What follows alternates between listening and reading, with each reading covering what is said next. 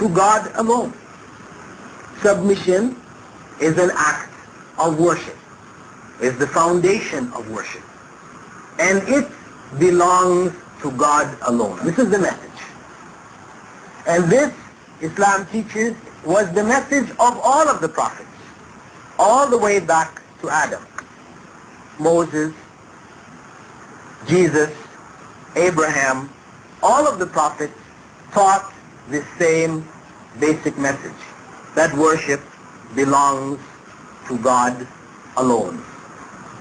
It is expressed in the Quran, wherein Allah said, وَلَقَدْ بَعَثْنَا فِي كُلِّ أُمَّةٍ رَسُولًا أَنْ يَعْبُدُوا اللَّهَ وَاجْتَنِبُوا الطَّاغُوتَ. We have sent to every nation a messenger, a prophet, calling the people to worship God alone and to avoid the worship of God's creation, false gods.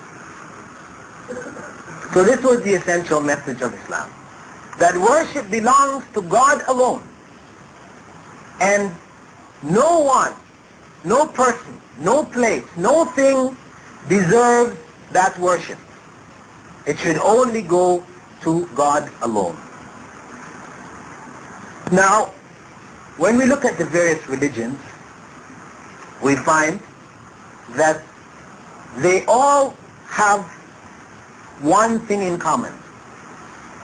If we want to try to find out what makes Islam different from the other religions, because the other religions talk about worshiping God also, and the religions all talk about doing good.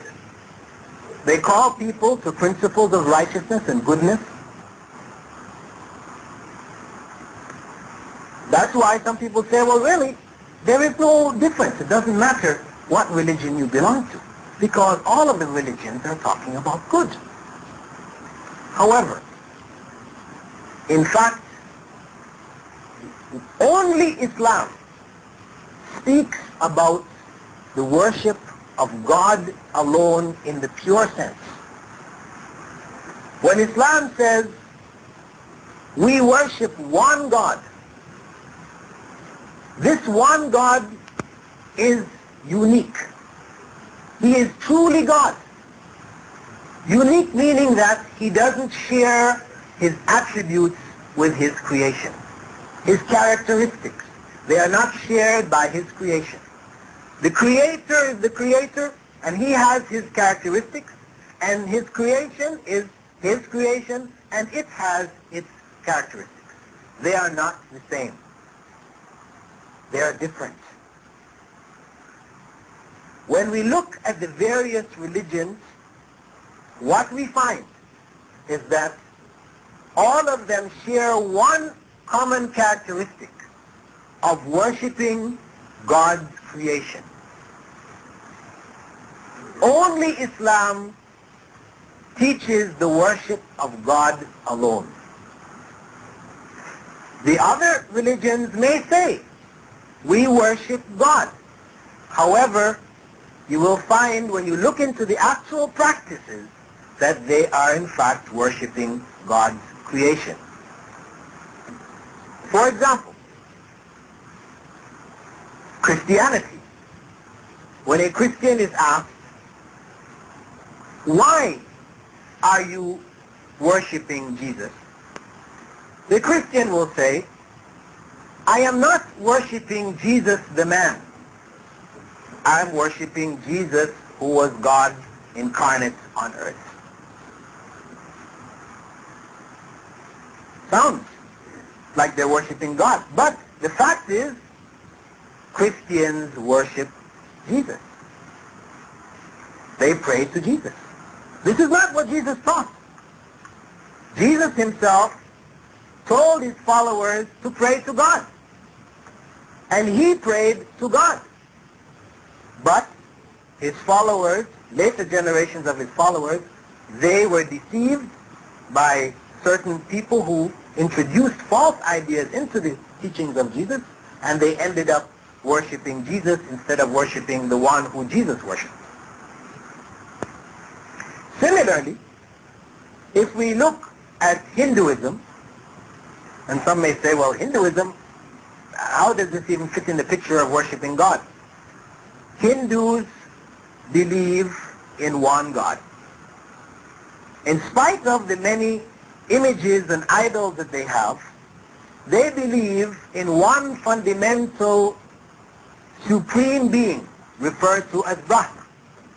However, they believe that Brahma can take human and animal forms. So they worship Brahma in the form of human beings and animals. So though they philosophically hold that they are worshiping one God, in practice, in reality, they are worshiping human beings, animals, and bits of stone. Now, one thing we have to keep in mind. When people worship trees and sticks and stones and people, some of their prayers are answered. Because a Christian will say, well, worshiping Jesus is right because when I pray to Jesus, my prayers were answered. And the Hindu will say, worshiping Shiva or Vishnu is right because when I pray to Shiva, my prayers were answered. And somebody somewhere who's worshiping a tree will say, worshiping this tree is right because when I pray to the tree, my prayers are answered. For sure, this does happen. Because if prayers were not answered, when people worship trees or people or animals, etc., then people would stop worshiping these things. So we cannot use the criterion of prayers being answered as determining whether this worship is right or wrong. Because those Christians who hear of people worshiping idols will say that worship is wrong. It is not acceptable. It is against the teachings of God.